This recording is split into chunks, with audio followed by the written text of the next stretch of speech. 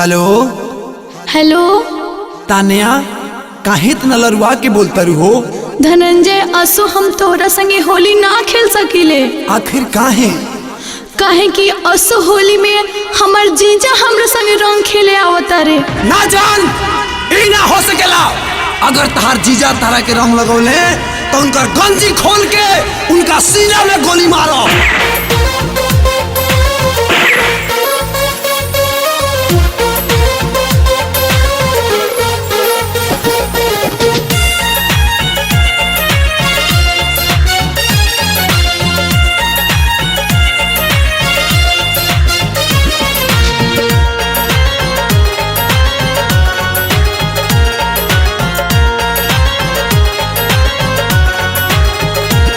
जवन चाहबू होली में तोहके प्यार दे,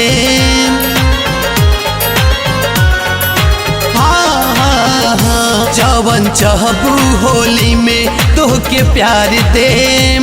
जीजा रंगी है तोहार तो होली में गोली मार दे। जीजा रंगी है तोहार तो होली में गोली मार दे।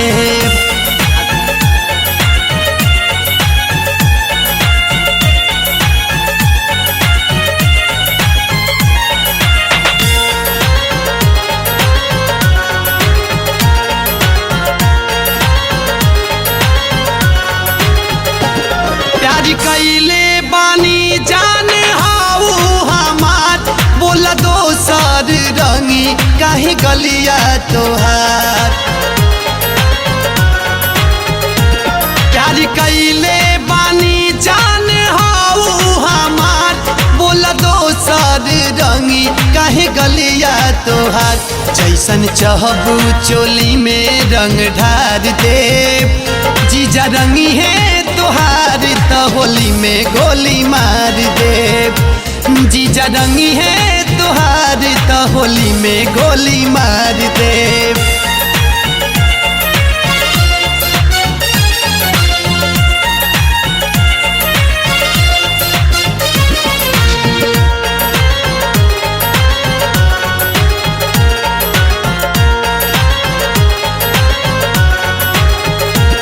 तोहरा पे गाँव वाले पानी इतना दिन, दोसरा के हाथे कैसे हो खबू रंगीन।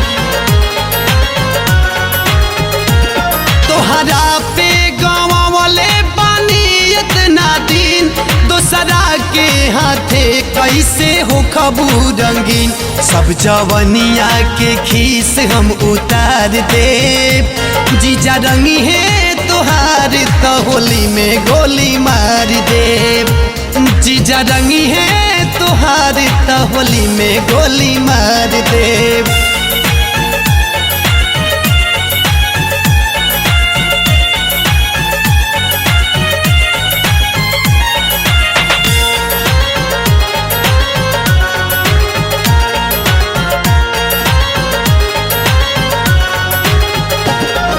धनंजय के जानी तू सतैहानु हो, भले भर फागुन रंग बीना रही जइहा हो। धनंजय के जानी तू सतैहानु हो, भले भर फागुन रंग बीना रही जइहा हो। रतन कृष्णा के बात हम टार दे। जीजा रंगी है तोहार तो होली में गोली मार दे। जीजा रंगी है तोहार तो होली में गोली मार दे।